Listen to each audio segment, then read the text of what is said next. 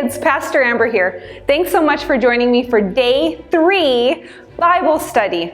I want you to pull out your pen, your markers, your coloring sheet, and your activity page, and let's get started. Do any of you have a brother or a sister? How many brothers or sisters do you have? Wow, I have 2 brothers. But today we're going to talk about a man in the Bible named David. David had 7 older brothers. Can you believe it? I bet there was a lot of trash talk going on in the house. As the youngest brother, do you think that sometimes his older brothers were mean or picked on him? My guess, if you have older brothers or sisters, your answer is yes. I was the oldest in my family, so I'm going to say no because I never picked on my brothers. We're going to pick up on our story with the Israelites. Remember the Israelites and Gideon from yesterday's Bible study? Well, this is many years after Gideon had already died. They'd had multiple leaders and most of them were judges. Israel was tired of having judges being their leader and they wanted a king. God picked the perfect king for them, and that was David, the youngest of 7 brothers. But when David was still young, he had to prove himself. You see, Israel was still fighting for that land that God promised them. This time their enemy was somebody called Philistines.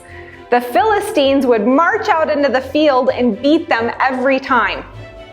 The Philistines had somebody in their army and his name was Goliath.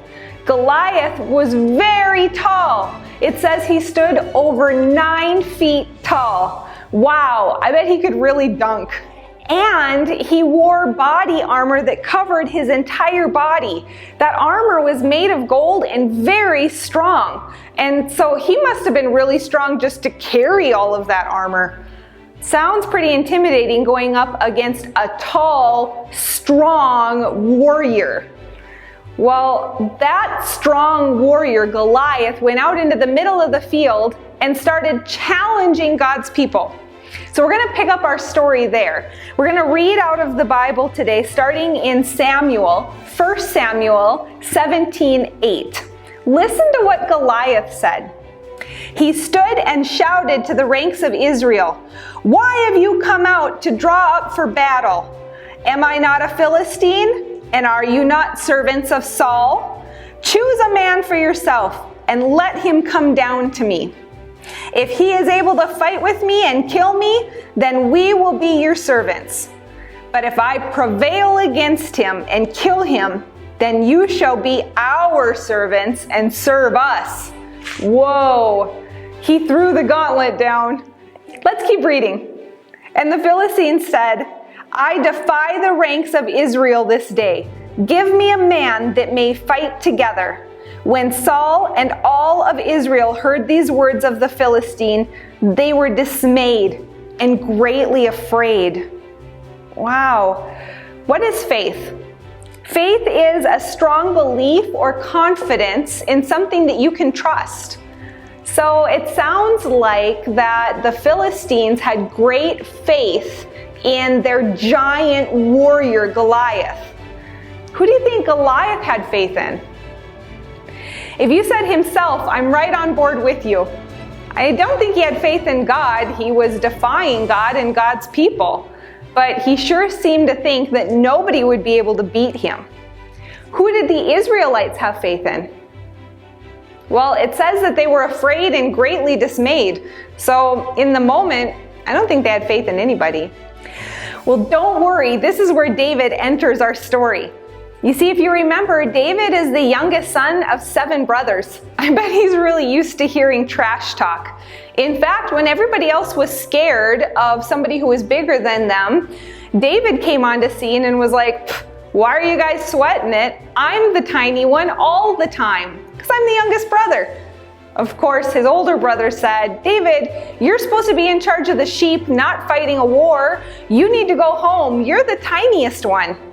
But David went to Saul and he said, "We shouldn't be afraid of this big, strong guy because we should put our faith in God. He said we should put our faith in God. Well, that's still true today, isn't it? Let's look in God's word and keep reading at what David said. I'm going to keep reading in 1 Samuel 17:26. And David said to the men who stood by him, "What shall be done for the man who kills this Philistine and takes away the reproach from Israel? For who is this uncircumcised Philistine that he should defy the armies of the living God?" You see, David knew that God is the strongest out of all of them. And if God is on their side, who can be against them? Even though David's brothers didn't believe in him, David still went to the king. When he went to the king's response wasn't that much better either. He said, "Well, aren't you just a young boy?" But this was David's response to him. David said to Saul, "I used to keep sheep for my father, but when there became a lion or a bear and took a lamb from the flock, I went after him and struck him and delivered it out of its mouth. And if it arose against me, I caught him by his beard and struck him and killed him again. Your servant has struck down both lions and bears. This uncircumcised Philistine shall be like any one of them, for he has defied the armies of God." Then David said, "The Lord who delivers me from the paw of the lion and from the paw of the bear will deliver me from the land of the Philistine." And Saul said to David, "Go and let the Lord be with you." You see, David had God's protection, and he believed in God's promise to keep him protected. He even fought a lion and fought a bear protecting sheep. David's thought was, if God will protect me in just taking care of my father's sheep, surely God will protect me in taking care of his own people. Saul agreed with David and sent him on his way to go and defeat the giant Goliath. In fact, he tried to give him his armor and his big heavy sword to protect himself with, but David was really small, and so none of it fit on him. Let's continue reading to find out what happened when David went up against this Philistine. Then David said to the Philistine, "You come to me with the sword and with a spear and with a javelin, but I come to you in the name of the Lord of hosts. And then the God of armies of Israel, of who you've defied, shall be with me. This day the Lord will deliver you into my hand, and I will strike you down and cut off your head. And I will give the dead bodies of the host of the Philistines this day to the birds of the air and to the wild beasts of the earth, that all the earth may know that there is a God of Israel. And that all his assembly may know that the Lord saves, not with sword or with spear, for the battle is the Lord's, and he will deliver you into my hand." Well, it sounds like David really had a lot of confidence. He spoke very boldly, and almost like all of those things had already happened. You see, he had faith. He had faith that God was going to give him victory. If you've ever heard this story before, you know that exactly what David said came true. He defeated Goliath, not with a sword or with a spear, but with his slingshot that he used to scare little animals away from his sheep.